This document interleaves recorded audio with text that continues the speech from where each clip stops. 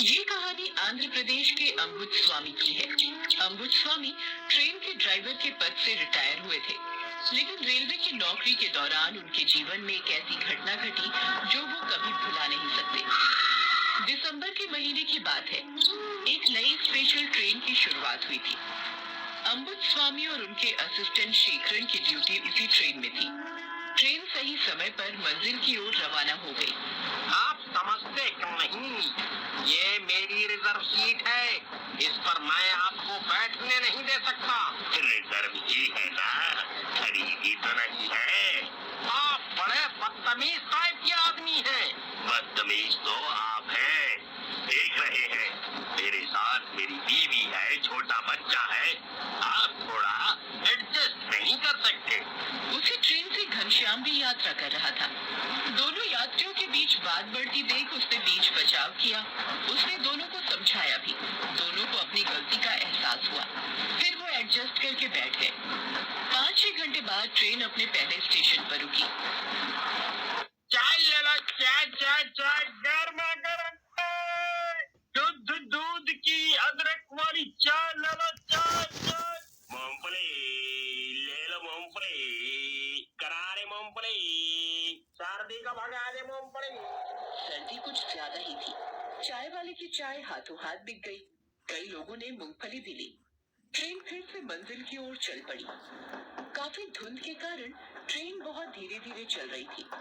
अचानक अगले स्टेशन के आने के पहले जंगल वाले रास्ते पर सिग्नल लाल हो गया। अम्बुज स्वामी ने ट्रेन रोक दी। धुंध के कारण पहले ही ट्रेन लेट चल रही है, ऊपर से ये रेड सिग्नल है। ओयो सर, आगे लाइन क्लियर नहीं होगा। एक काम करो, तुम यहीं रुको, मैं थोड़ा हल्का होकर आता हूँ।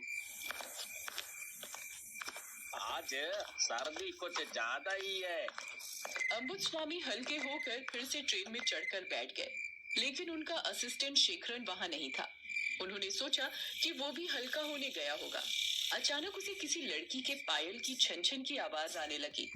इतनी रात को इस घने जंगल में पायल की आवाज कहाँ से आ रही है? ए लड़की, तुम इतनी रात को रेलवे ट्रैक पर क्या कर रही हो? चलो जाओ यहाँ से, जाओ। तो मुझे बताएगा यहाँ से? तेरे जैसे कितने आए और चले गए। चुड़ैल, चेक करो ना, चेक करो ना, जल्दी आओ, जल्दी आना, चेक करो ना।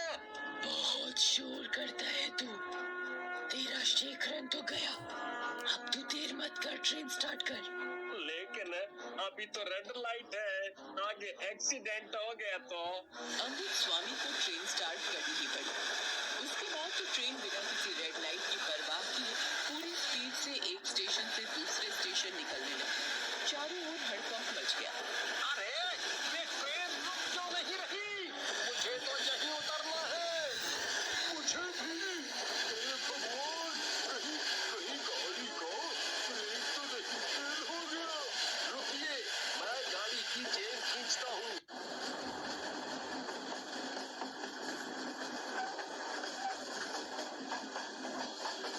किसी की समझ में कुछ नहीं आ रहा था कि वो क्या करे। ट्रेन भी इतनी स्पीड में थी कि कोई ट्रेन से कूदने के बारे में सोच भी नहीं सकता था।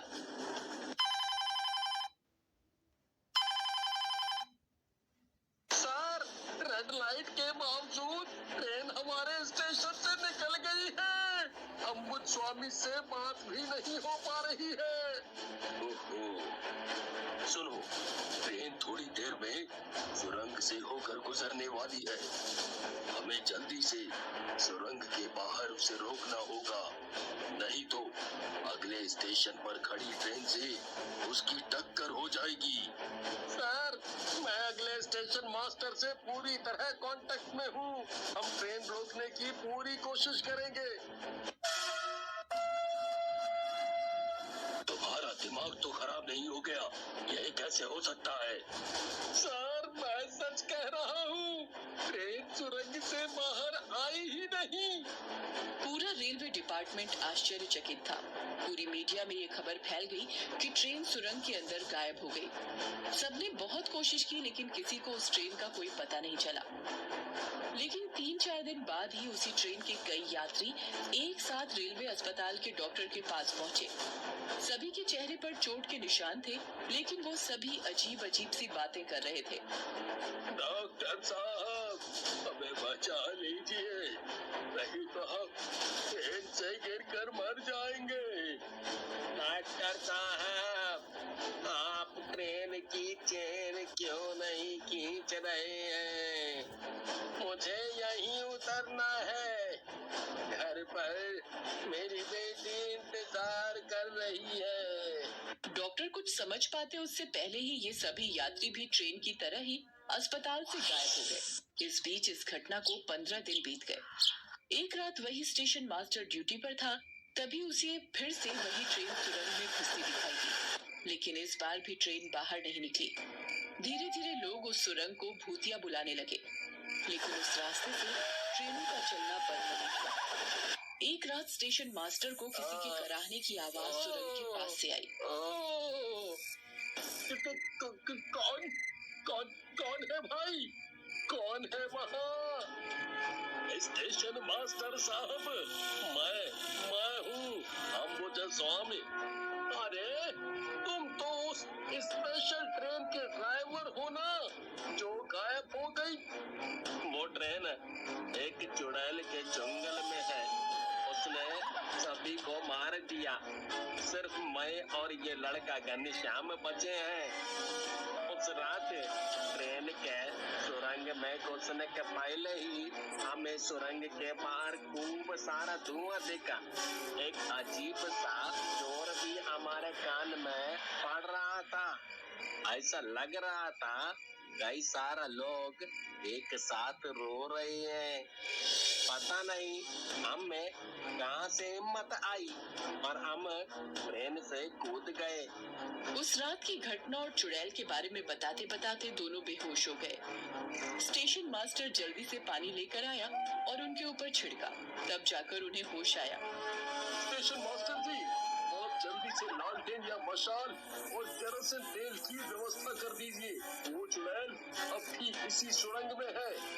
वो फिर से किसी ट्रेन को गायब करके उसके सारे यात्रियों को मार कर खाना चाहती है। हमें जल्दी से जल्दी उस सुरंग के अंदर ही उसको मारना होगा। स्टेशन मास्टर ने पास के गांव वालों की मदद से सारी व्यवस्था कर ली और फिर सुरंग के दोनों सिरे पर आग लगा दी गई।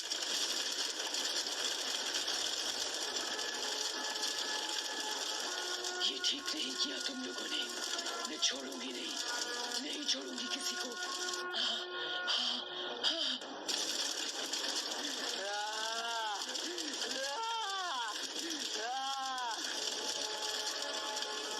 चुड़ैल उस आग में जलकर भस्म हो गई, लेकिन वो सुरंग अब भी भूतिया सुरंग ही है। अभी भी उससे डरावनी आवाज आती है।